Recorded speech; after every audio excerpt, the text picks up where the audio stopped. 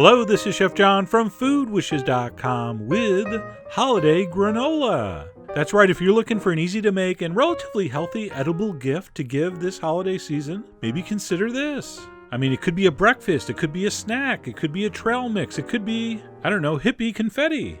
Oh, and by the way, speaking of Christmas, this is part of a playlist called Christmas Morning Breakfast that basically you'd be crazy for not checking out also. But in the meantime, let me show you how to make this. It's so easy. So in a large bowl, I have some rolled oats. That's fairly standard for any granola, I think. To that, I'm going to add some sliced almonds, some shredded coconut, and some very beautiful pumpkin seeds. We're also going to add some salt, very important. Otherwise, you're going to have very bland granola. Okay, so the base of our granola is set, and next we're on to making the syrup, which is extremely easy also. We're going to take some brown sugar, some maple syrup, and some vegetable oil, and we're going to put that in a heavy bottom saucepan. I'm going to take a heat-proof spatula. I'm going to give that a good stir. And once that's mixed, I'm going to go over to the stove, put that over medium-high heat, and bring it up to a boil.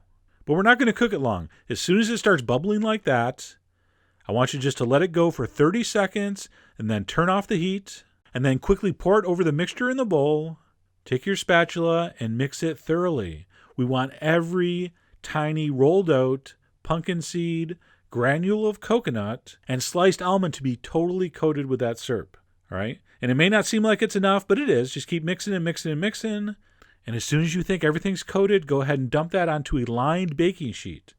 All right? I'm using my Silpat. You could use some lightly oiled foil. That's not easy to say. Or, of course, one of those nonstick baking pans. But spread it out evenly. All right, one batch of this should fit perfectly on your standard size baking sheet.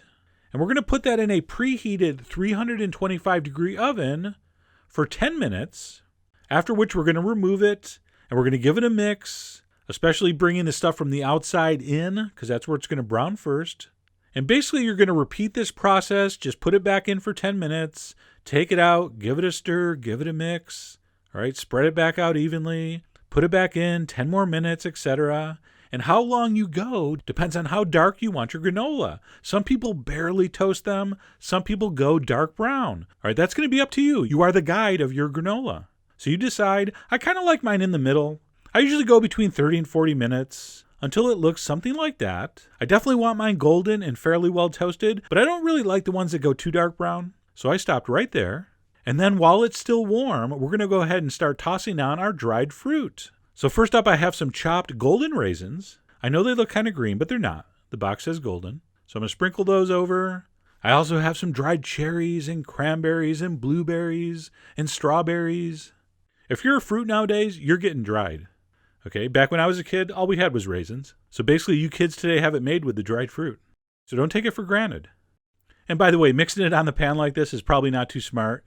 You're going to mess up your stove. So I dumped mine into a big mixing bowl, which made things a lot easier to mix. And once it's thoroughly mixed, you're done. As soon as it's cooled, you can eat it just like this. And that version right there would be your official Christmas morning breakfast version. That would make an awesome cereal with some cold milk. But if you wanted to give this as an edible gift and make it a little more extravagant, you can throw in a handful of candy-coated chocolates. I kind of give them a rough chop with a knife, cut most of them in half. It only took like a half hour to cut those. I'm using a very festively colored raspberry edition, and I don't want to give the brand name. I will give you one hint, though. They're Marshall Mathers' favorite candy. All right?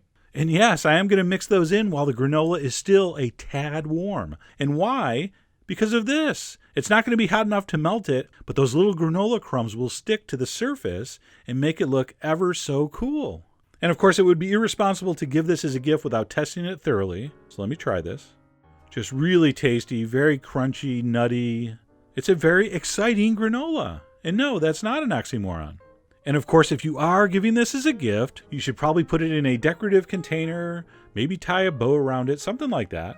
And that's it. Holiday granola. That would make a great gift. I would love to get that. In fact, I gave this to myself and I loved it. So I really hope you give that a try. Head over to foodwishes.com for all the ingredient amounts and more info as usual. And as always, enjoy.